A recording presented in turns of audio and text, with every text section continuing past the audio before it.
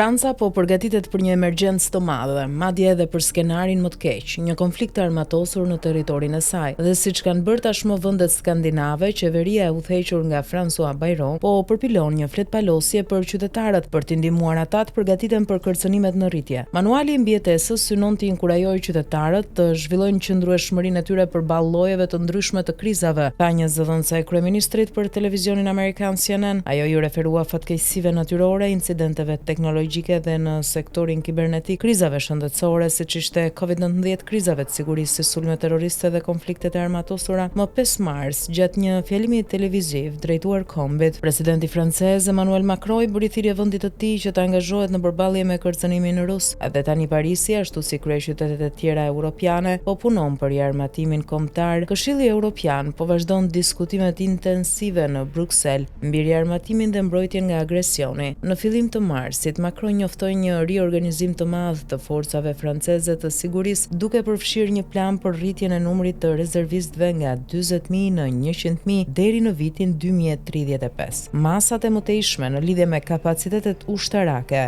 investimet dhe pajisjet do të njoftohen së shpejti, sepse Franca dhe Europa duhet vazhdojnë të mbrohen, të pajisen dhe të përgatiten në rast se duam që të shmangim luftën, theksoi presidenti francez. Askush nuk mund ta thotë me siguri se çfarë do të ndodhë në muajt dhe vitet në vijim, theksoi Macron. Për të përgatitur francezët mungon vetëm miratimi zyrtar nga qeveria e Parisit. Dhe më pas broshura prej 20 faqesh do të nisë të shpërndahet para fillimit të verës. Ajo do të ndahet në 3 seksione dhe do të ofrojë këshilla praktike se si qytetarët të mbrojnë veten dhe familjarët në rastin e një rreziku të menjëhershëm. Do të jenë kryesisht rekomandime mbi furnizimet që duhen pasur në shtëpi dhe për masat e para emergjente në rastin e një konflikti ushtarak, ndërprerjes së komunikimit dhe rrymës ngjarje ekstreme të motit, si për shembull pasja e një liste kontaktesh emergjente, zjarfikësve, policisë dhe ambulancës, dhe informimit se cilat kanale radio duhet të sintonizohen, duke u siguruar që të gjitha dyert të mbyllen në rastin e një aksidenti bërthamor. Po ashtu do t'u rekomandohet të mbajnë në shtëpi një kuti mbijetese që përfshin 6 litra ujë në shishe, disa pako me ushqime, një elektrik dore me bateri, pajisje bazë mjekësore si paracetamoli, tableta dhe solucion fiziologjik. Por gjithashtu ajo do t'i inkurajojë francezët që të dalin vullnetar në komunitet për të ndihmuar me operacionet e emergjencës dhe shpëtimit, qofshin ato të zjarfikësve, rezervave ushtarake, kujdesit shëndetësor apo mbrojtjes civile. Hapi i parë për angazhimin e qytetarëve është që ata të edukohen për kërcënimet dhe të qëndrojnë të përditësuar me zhvillimet e fundit. Ne po bëjmë gjithçka që kemi në dorë për t'u siguruar që qytetarët të jenë të përgatitur të reagojnë në rastin e një krize, vijoi më tej zëdhënësia e qeverisë. Në Suedi dhe Finland, autoritetet kanë qenë në lëvizje prej disa kohësh, fletpalosje të shpërndara në miliona familje në vendet nordike për mbajnë udhëzime se çfarë duhet bërë në rastin e një emergjencë të madhe, nga grumbullimi i ujit në shishe dhe i produkteve sanitare deri te kultivimi në shtëpi i bimëve të ngrënshme. Zyrtarët e qeverive kanë ofruar këshilla se si banorët mund të mbështesin veten në rast lufte. Broshurat përfshin gjithashtu këshilla për prindrit dhe kujdestarët, duke udhëzuar njerëzit se si të ruajnë pelenat, ilaçet dhe ushqimin për fëmijë. Në Suedi, broshura me titull Om krisen eller kriget kommer, nëse ndodh një krizë ose luftë, përfshin rekomandime për evakuimin, si të ndaloni gjakderdhjen nga plagët, si të përballeni me ankthin, të kujdeseni për kafshët shtëpiake, si të flisni me fëmijët për krizën dhe luftën dhe si të mbështesni anëtarët më të brishtë të komunitetit, edhe pse jeton në një rajon të trazuar dhe